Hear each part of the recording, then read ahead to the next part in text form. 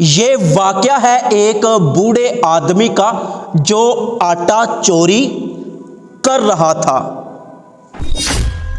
نوجوان نے ایک دکان سے آٹے کا ایک تھیلا خریدا۔ اس تھیلے کو اس نوجوان نے اپنی موٹر سائیکل پر رکھ دیا۔ اس کو ایک بوڑھا آدمی چوری چھپے دیکھ رہا تھا۔ جیسے ہی وہ نوجوان اپنی موٹر سائیکل پر بیٹھا، موٹر سائیکل کو اسٹارٹ کرنے کے لیے اس نے چابی لگائی تو وہ بوڑھا آدمی جس کے ہاتھ میں ایک چھری اور برتن تھا، وہ دوڑتا ہوا آیا۔ اس نے آٹے کے تھیلے کو پھاڑا اور چوری چوری اس میں سے آٹا نکالنا شروع کر دیا۔ جیسے ہی نوجوان کی نظر پڑی تو وہ فوراً اپنی بائک سے اترا اور آٹے کے تھیلے کو پکڑا تو اسی وقت وہ بزرگ وہاں سے دوڑ لگا گیا۔ نوجوان نے دیکھا کہ اس بوڑھے نے اس کا کافی سارا آٹا چوری کر لیا ہے، تو غصے میں اس نوجوان نے کوئی مارنے والی چیز اپنے ہاتھ میں پکڑی اور اس بوڑھے آدمی کے پیچھے دوڑ لگا دی۔ اب کیا ہے کہ وہ بوڑھا آدمی آگے آگے دوڑ رہا ہے اور وہ نوجوان ہاتھ میں کوئی مارنے والی چیز پکڑ کر اس کے پیچھے پیچھے دوڑ رہا ہے اور اسے مسلسل یہ کہہ رہا ہے کہ بابا رک جا، میں نے تجھے یہ چیز مار دینی ہے، رک جا۔ لیکن وہ بوڑھا آدمی ڈر کے مارے رکنے کا نام ہی نہیں لے رہا تھا۔ وہ آگے آگے مسلسل دوڑی جا رہا تھا۔ کافی دور تک دوڑنے کے بعد دوڑتے دوڑتے وہ نوجوان اچانک گر گیا۔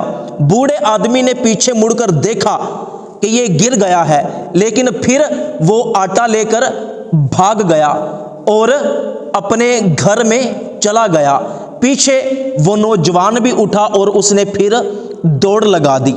وہ بوڑھا شخص آٹا لے کر اپنے گھر میں گیا، بچوں کے پاس بیٹھا، اپنے بچوں کو پیار دیتے ہوئے کہنے لگا کہ تمہارا غریب باپ تمہارے لیے آٹا لے آیا ہے۔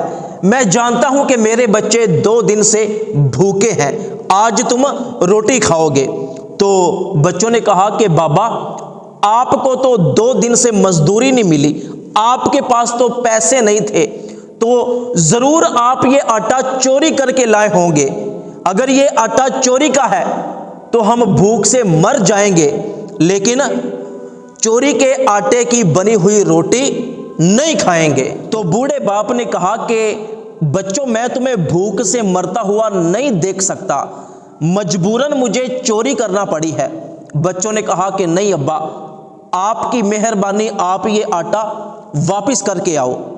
تو جب وہ بوڑھا شخص آٹا پکڑ کر واپس جانے لگا تو اس نوجوان نے دروازے میں کھڑے ہو کر بچوں کی اور اس بوڑھے باپ کی ساری باتیں سن لی تھیں اور سوچنے لگا کہ واقعی اس بوڑھے آدمی نے مجبور ہو کر چوری کی تھی۔